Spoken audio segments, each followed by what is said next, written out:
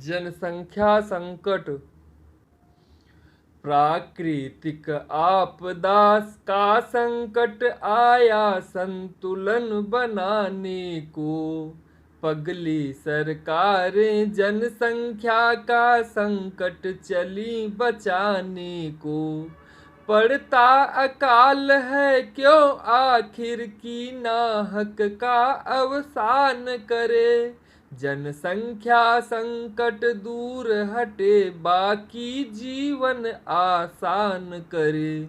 पाओगे असली मानवता का नेताओं सा ज्ञान कहाँ। जनसंख्या जैसे दुश्मन का ये करते हैं अपमान कहाँ। जल का संकट है रहने दो जी तुम क्यों बांध बनाओगे। ईश्वर के भक्तों को ईश्वर देगा तुम क्या दे पाओगे।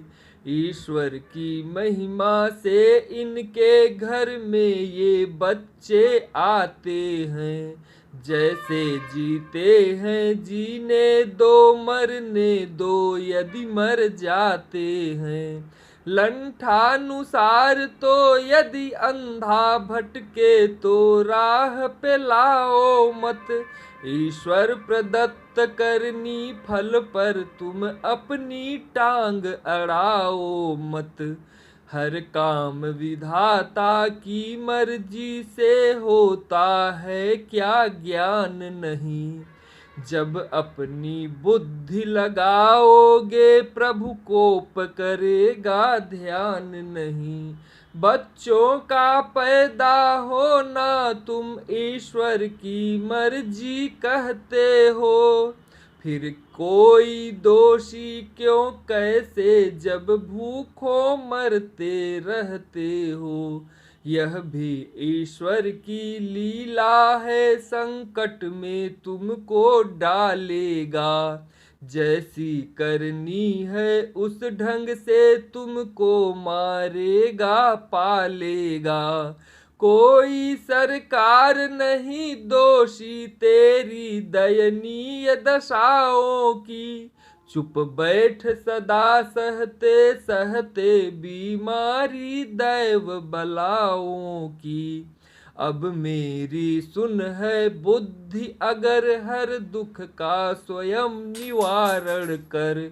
मूर्खता दिखा कर जीवन भर खुद मत विपत्ति का कारण बन।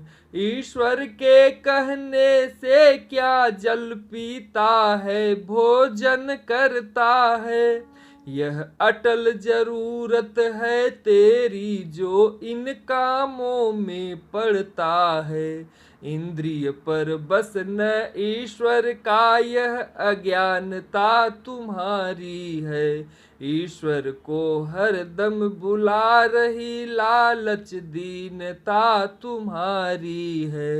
निर्धन है तो मत शादी कर या फिर छोटा परिवार बना। देखा तेरा घर लावारिस बच्चों का है भंडार बना। मत भार उठाओ असहनीय अंजर पंजर ढीला कर दे।